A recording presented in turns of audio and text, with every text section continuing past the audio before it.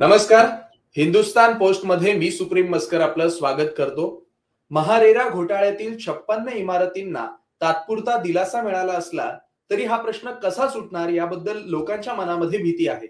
त्यामुळे हा प्रश्न सरळ मार्गाने सुटणार नसून यामध्ये भविष्यात गुंतागुंत आपल्याला पाहायला मिळणार आहे. त्यामुळे फसवणूक झालेल्या रहिवाशांना न्यायालय आणि केडीएमसीच्या हातामध्ये रहिवाशांचं भवितव्य आपल्याला पाहायला मिळेल. त्यामुळे यात पुढे काय होऊ शकतं या संदर्भात चर्चा करण्यासाठी आज आपल्या सोबत आहेत ॲडव्होकेट श्रीपाद भोसले सर. नमस्कार सर. सगळ्यात पहिलं आपलं स्वागत. कोर्टानं 3 फेब्रुवारी पर्यंत कारवाईला स्थगिती देऊन बांधकाम नियमित करण्यासाठी केडीएमसी कडे अर्ज करायला सांगितलंय. त्यावरती मूळ याचिकाकर्त्यांचं काय म्हणणं आहे ते आपण आधी ऐकून घेऊया आणि लगेचच आपल्या प्रश्नांकडे वळूया. बर. करू शकतात कारण ती कायद्याचीच प्रोसिजर आहे की डिमॉलिश करण्याच्या अगोदर प्रत्येकाला ती 53(3) खाली ही संधी मिळते. MRTP सेक्शन 53(3) खाली ही सर्वांना संधी मिळते आणि 53(3) चा जेव्हा आपण अर्ज दाखल करतो त्याला सर्वात मोठा प्रॉब्लेम असा आहे की तो सेक्शन 44 खाली बघितला जातो आणि सेक्शन 44 काय म्हणतो की जी करंट रूल्स अँड रेग्युलेशन्स आमचे लागू असतात ते लागू होतात का नाही त्याच्यावरती ते डिसाईड केला जातो. आता याच्यामध्ये जसे मगाशी साटम सर बोलले की ती FSA हा 4च्या वरती पण वापरला गेला असेल किंवा रिझर्वेशनचे प्लॉट असेल तर ह्या सगळ्या गोष्टी सेक्शन 44 खाली त्या बघितल्या जातील आणि याच्यामध्ये जवळजवळ असा जे मी ज्या अभ्यास केला या 65 बिल्डिंग मध्ये 32 केसेस अशा आहेत की त्यांना रिझर्वेशननी बाधित आहे. म्हणजे ते कुठल्याच परिस्थितीमध्ये रेग्युलाइज होणार नाही आणि ज्या उर्वरित ज्या आहेत त्यांची परिस्थिती अशी झाली आहे की त्याच्यामध्ये जागेचा मालक कोणी आहे आणि कोणाच्या दुसऱ्या जागेमध्ये बांधलेले आहेत. तर ह्या सर्वच केसेस असे आहेत की याच्यामध्ये रेग्युलायची चान्सेस खूप कमी आहेत. जेवढे लोक बाधित आहेत बरोबर. सर, याचिकाकर्त्याचं हे म्हणणं आपण ऐकलं असेल. या म्हणण्यावरती आपलं नेमकं काय मत आहे, आपण काय सांगा? आता याचिकाकर्त्यांनी त्यांचं जे मत मांडलेलं आहे ते अगदी रास्त आहे आणि बरोबर आहे, कायद्याला धरूनच आहे ते. कारण रिझर्वेशनचे जर प्लॉट असतील तर त्यावेळेला महानगरपालिका काय करेल. त्याच्यानंतर त्यांच्या म्हणण्यानुसार 32 इमारती अशा आहेत की ज्या रिझर्वेशन आरक्षित भूखंडावरती बांधल्या गेलेल्या आहेत. त्याच्यानंतर त्यांचं दुसरं एक म्हणणं असं आलं की त्यांची मालकी जी आहे ही इतर कोणाची आहे किंवा कसं इथे पण काहीतरी शंका आहे असं त्यांचं म्हणणं आहे. पण आपण ह्या सगळ्या जरी गोष्टी बघितल्या असल्या तरी देखील महानगरपालिकेला, आयुक्तांना आणि ठाणे जिल्हा आयुक्तांना डिस्क्रिशनरी पॉवर असतात. आरक्षणाचा जो भूखंड आहे, म्हणजे उदाहरण द्यायचं झालं तर एखाद्या भूखंडावरती गार्डनचं आरक्षण आहे तर यापूर्वी देखील गार्डनच्या आरक्षण असलेल्या भूखंडांना यांनी काही दंड भरून म्हणा किंवा त्यांच्या नियमावलीच्या अधीन राहून अशा ठिकाणी देखील इमारती झालेल्या आहेत. ठीक आहे. तर निव्वळ आजच्या घडीला जो कायदा उपलब्ध आहे त्यानुसारच कारवाई होईल असं जे काही म्हणणं आहे तर ते तितकंसं योग्य नाहीये. ते सेक्शन जरी तसा असला तरी आयुक्तांना डिस्क्रिशनरी पॉवर आहे. मग त्या पॉवर त्यांनी कुठं वापराव्यात हा त्यांचा वैयक्तिक अधिकार आहे. पण अशा वेळेला ही आज जी घटना घडलेली आहे ही मुळातच आपण ह्या घटनेकडे निव्वळ सेक्शन पुरती मर्यादित न ठेवता त्याच्या पलीकडे जाऊन ही घटना बघायची आहे आपल्याला. आणि जेव्हा सेक्शनच्या पलीकडे जाऊन जेव्हा म्हणजे काम करायचं असतं त्याच्यासाठीच आयुक्तांना डिस्क्रिशनरी पॉवर दिलेल्या आहेत. न्यायालयाला किंवा अधिकार वर्गाला डिस्क्रिशनरी पॉवर केव्हा देतात तर काही गोष्टी नियमामध्ये नसतात मुळात, पण त्यांना माणुसकीच्या नात्याने म्हणा किंवा एक सामाजिक दृष्टिकोनाच्या नात्याने ज्या वेळेला एखादी गोष्ट बसवायची असते तर त्याच्यासाठी त्यांना ते अधिकार दिलेले असतात आणि त्या अधिकाराचा अवलंब करून त्यांना त्या गोष्टी नियमित करता येऊ शकतात. तर त्याच्यामुळे सरसकट हे होऊ नये, कारवाई होऊ नये आणि प्रत्येक इमारतीतील सदनिकाधारकांना त्यांची अधिकार मिळावा किंवा त्यांना न्याय मिळावा त्याच्यासाठी त्या दृष्टिकोनातून तसा विचार करूनच त्यांनी पावलं उचलायला हवीत असं माझं मत आहे. सर, महारेरा घोटाळ्यात ज्या इमारती बांधण्यात आल्या त्यामध्ये नक्कीच नियमांचं उल्लंघन झालंय आपण पाहिलं. मात्र आता ह्या इमारती नियमित करण्यासाठी काय आव्हानं असतील आणि महापालिकेची या संदर्भात काय भूमिका असेल किंवा काय असायला हवी? पहिलं तर आव्हानं नक्कीच आहेत. कारण याच्यामध्ये मध्ये साहेबांनी जे सांगितलं की याच्यामध्ये सातबाऱ्यांचं, प्रॉपर्टी कार्डचं, जागा ऍक्च्युली तिथे निघते का, इथपासून सगळी सुरुवात आहे. पण त्यातल्या त्यात 32 इमारती त्यांच्या म्हणण्यानुसार त्या सोडून जर बाकीच्या असतील, 65 इमारती आहेत, पण त्या 65 मधले 32 गेले, बाकीच्या ज्या काही इमारती आहेत त्या जर खरोखरच होऊ शकत असतील तर त्या दृष्टिकोनातून पावलं उचलली जायला हवीत.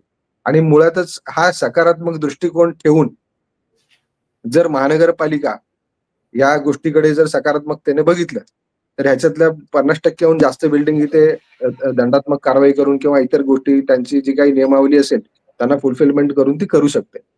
दुसरी गोष्ट राहिली जागेची मालकी कोणाची आहे किंवा कसं, तर जागेच्या मालकीच्या बाबत आजपर्यंत 65 इमारतींच्या ज्या आहेत त्याच्याबद्दल काही सिव्हिल दावे दाखल केले गेलेले आहेत किंवा कसे, हे आपल्याला अजून तरी काही माझ्या मते आलेलं नाहीये समोर. कारण जर मालकीचा जर मुद्दा असता तर ज्याची ऍक्च्युली जागा आहे तर त्याने आतापर्यंत सिव्हिल सूट वगैरे एखादा फाईल करायला हवा होता किंवा तसं आपल्या निदर्शनास माझ्या मते अजून तरी काही आलेलं नाहीये. उच्च न्यायालयाच्या पटलावरती तिथे कोणी गेलेलं अजून मला तरी काही आढळलेलं नाहीये. तसं काही कुठे पेपर अजून आलेले नाहीयेत. त्याच्यानंतर इमारत बांधकाम तर झालेली तर आहे.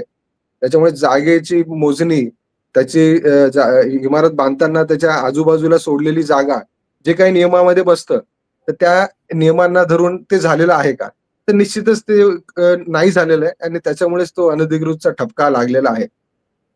पण हे सर्व करत असताना त्याच्यामध्ये कसं बसवता येईल, FSI 4चा वापरला आहे वगैरे असे जे मुद्दे आहेत, तरी सामान्य माणसाच्या दृष्टीने मला असं म्हणायचं आहे की हे होत असताना बाकीची यंत्रणा काय करत होती.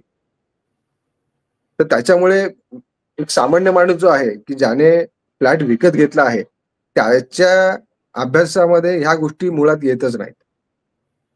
त्याच्या दृष्टीने सर्व साधी गोष्ट आहे. रेराचं सर्टिफिकेट आम्ही बघितलं. रेराच्या वेबसाईटवरती आम्ही सगळं बघितलं. रेराच्या वेबसाईटवरती आम्ही टायटल सर्टिफिकेट पण बघितलं. प्लॅन पास तिथे केलेला होता ते बघितलं.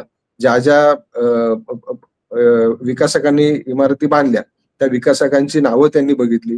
त्यांचे बँक अकाउंट पण बघितले. म्हणजे सर्वसामान्य माणसाला महाराष्ट्र शासनानेच उपलब्ध करून दिलेली जी साईट होती, संकेतस्थळ होतं, त्या संकेतस्थळावरती उपलब्ध असलेले पेपर सगळे बघितले आणि आम्ही फ्लॅट घेतला. आता त्याच्यानंतर मग ही सगळी गोष्ट चालू झाली की ती मुळात साईटवरचे जे पेपर होते तेच खोटे होते वगैरे वगैरे चालू झालेलं आहे. मग त्याच्यामुळे सर्वसामान्य माणसाच्या दृष्टीने जर विचार केला, हे म्हणजे असं झालेलं आहे की बँकेकडनं मला जी नोट आली तीच खोटी आली, तर आता मी काय करू, आता तक्रार कोणाकडे द्यायची, असा तो विषय झालेला आहे. तर त्याच्यामुळे जो कंझ्युमर आहे त्या कंझ्युमरच्या दृष्टीने जर आपण बघितलं तर त्याच्या दृष्टीने जर बघायला गेलं तर तो त्याच्या ठिकाणी 100% बरोबर आहे. आता ही सगळी जी यंत्रणा आहे कायदेशीर बाबी ज्या आहेत याच्याशी सामान्य माणसाचं तसा डायरेक्ट काही लेणं देणं नाही आत्ताच्या घडीला. त्याच्यामुळे त्याच्या दृष्टीने विचार करून मी म्हणतो की उच्च न्यायालय त्या दृष्टीनेच चाललेलं आहे. आपण जे आतापर्यंत जे आदेश बघतोय उच्च न्यायालयाचे, तर ते सामान्य माणसाला समोर ठेवूनच उच्च न्यायालय अशा प्रकारचे आदेश देत आहे. फक्त आपण जेव्हा खाली यंत्रणा राबवतो आहोत त्यावेळेला आपण किती सकारात्मक आहोत या बांधकामांबद्दल किंवा बांधकामांबद्दल म्हणण्यापेक्षा हे जे कंझ्युमर आहेत, काही 4-5 हजार कुटुंब आहेत, तर त्या कुटुंबाबद्दल आपण किती सकारात्मक आहोत त्या दृष्टीने जर आपण बघितलं तर आपण त्यातल्या बऱ्याचशा इमारतींना नियमावलीमध्ये बसवून त्यांना एक जीवनदान देऊ शकतो. सर, या संपूर्ण प्रकरणात महापालिकेची भूमिका किती महत्वाची वाटते तुम्हाला? निश्चितच याच्यामध्ये महानगरपालिकेची खूप महत्वाची भूमिका आहे. महानगरपालिकेच्या हातामध्ये म्हणण्यापेक्षा ते या गोष्टीमध्ये जर सकारात्मकता जर त्यांनी घेतली तर मी निश्चितच सांगतो की बरेचसे कुटुंब याच्यामध्ये वाचतील. याचं कारण असं आहे की महानगरपालिकेला देखील आजच्या घडीला कुठलीही इमारत पाडणं हे त्यांना देखील आवडणार नाही. कुटुंबांना बेघर करून त्यांनाही देखील ते आवडणार नाही. त्यांची मग आता अडचण त्यांची पण अडचण अशी आहे की आता मग डीपी मध्ये किती बिल्डिंगी उभ्या आहेत, रिझर्वेशन प्लॉट मध्ये किती बिल्डिंगी उभ्या आहेत. आता त्याच्यानंतर मालकीचा साहेबांनी मगाशी प्रश्न उपस्थित केला, तो मालकीचा प्रश्न किती उभा. त्याच्यामुळे त्यांना जितकं जितकं करता येईल तितकं तितकं सहकार्य सोसायटी कडून म्हणजे आता जे राहणारे जे आहेत कन्झ्युमर, तर त्यांनी तितकं सहकार्य करायला हवं. त्यांनी जास्तीत जास्त पाठपुरावा करून त्यांनी देखील सोसायटीने देखील त्यांचे आर्किटेक्ट्स किंवा काही कार्यतज्ञ जर त्यांचे कोण परिचय असतील तर त्यांचा सल्ला घेऊन पेपरवर्क त्यांनी चालू करायला हवा. आणि या माध्यमातून महानगरपालिकेला देखील या गोष्टी करता येण्यासारख्या आहेत. आणि बऱ्याचशा आपण जर बघितलं संपूर्ण शहरामध्ये हे निव्वळ 65 इमारतीची रेराद्वारे फसवणूक झालेली आहे कन्झ्युमरची, म्हणून ह्या गोष्टीचं इतकं आपल्या समोर आलेली आहे. पण अशा अनेक इमारती आहेत की ज्या आपल्याला दिसतील की ज्या अशाच बेकायदेशीर बांधल्या गेलेल्या असतात, पण त्याचं काही कुठे काही मोजमाप होत नाही. तर याचा अर्थ असाही जाऊ नये समाजामध्ये की इथून पुढे बेकायदेशीर इमारतींना थारा मिळेल. पण आपण तो विषय न बघता कन्झ्युमरचा विषय लक्षात घेता की त्यांची काही चूक नाहीये आणि त्यांची चूक नसताना आपल्याला नियमावलीमध्ये बसवून कसं करता येईल, तर ते महानगरपालिका ते निश्चितच करू शकते. ते बरोबर. सर, फसवणूक झालेल्या रहिवाशांना बीयूसीपी मध्ये घर द्या अशी मागणी मूळ याचिकाकर्त्यांना केली आहे. ती मागणी तुम्हाला किती योग्य वाटते किंवा त्या मागणीबद्दल तुम्ही काय सांगाल? नाही, चांगली त्यांची पॉझिटिव्ह बाजू त्यांनी मांडलेली आहे. बीएसयूपी त्यांना जर घरं मिळत आहेत तर ते काही आपण त्या गोष्टीला पॉझिटिव्हच घेतलं पाहिजे. कारण त्यांचाही असा काही उद्देश नाहीये की ते ज्यांनी घरं घेतली ते बेघर व्हावे. कारण त्यांनी देखील त्याच्यामध्ये बरेचशा खर्च केलेला आहे. पण बीएसयूपीचं जे प्रोजेक्ट्स आहेत तर हे होत असताना त्यांना देखील ज्या नियमावलीमध्ये सदनिका दिल्या जातात किंवा घेतल्या जातात, तर तो देखील जो खर्च आहे, कारण बीएसयूपीच्या प्रोजेक्टला देखील कमीत कमी माझ्या माहितीनुसार 25 लाखाच्या ऍव्हरेज मध्येच ती घरं आहेत. तर तो खर्च आज रोजी कोण बेअर करणार? परत आज रोजी जिथे इमारती स्थित आहेत, जिथे ते राहतात, तर तो जो भूखंड आहे, त्या भूखंडाची खरोखरच जर मालकी जर आहे, तर त्याचं पुढे काय होणार? कारण तो जर एक XYZ व्यक्तीच्या नावावरती जर 7 असेल, तर त्या प्रॉपर्टीचं गव्हर्नमेंट ती प्रॉपर्टी ताब्यात घेणार का? म्हणजे ह्या सगळ्या प्रोसिजरचा भाग आहे आणि तो तितका किचकट आहे. तर त्याच्यामुळे बीएसयूपीला त्यांना उचलून टाकणं हे इतकं सोपं नाहीये. कारण 4-5 हजार कुटुंब आहेत. 4-5 हजार कुटुंबासाठी तुम्ही इतकं हे करणं, पण अशा धर्तीवरती जर बघायला गेलं तर मग बाकीचं इतर म्युनिसिपल कॉर्पोरेशन असतील किंवा इतर शहरं जे असतील, ते ज्या शहरामध्ये अशा स्वरूपाचं अनधिकृत बांधकाम आहेत, मग तिथे सगळं ते बीएसयूपीच्या गळ्यामध्ये येऊन जाईल. म्हणजे अनधिकृत बांधकाम करा आणि बीएसयूपीच्या प्रोजेक्ट मध्ये तुम्ही घरं घ्या, असा त्याचा अर्थ निघायचा. तर त्याच्यामुळे ते इतकंसं रास्त नाहीये आणि इतकं सोपं पण नाहीये ते. म्हणजे मागणी रास्त आहे, पण मागायला तुम्ही काही मागू शकता, पण ते प्रॅक्टिकली ते झालं पण पाहिजे. आज तर बिल्डिंग उभ्या आहेत तिथे असं. बरोबर. आता जे काही फसवणूक झालेली आहे रहिवाशांची, त्यांची जी काही बांधकामं आहेत ती नियमित करण्यासाठी काय पर्याय असू शकतात? नियमित करण्यासाठी पर्याय एकमात्र पर्याय असा की यांनी पहिलं तर जागेची मालकी, साहेबांनी सांगितलं त्याप्रमाणे जागेची मालकी जर योग्य असेल, तर त्याच्यानंतर जागेची मोजणी, की खरोखरच जागा तिथे आहे का, अजून कुठे आजूबाजूला सरकली आहे वगैरे, ह्या सगळ्या गोष्टी सर्वे करून पडताळणी केली पाहिजे.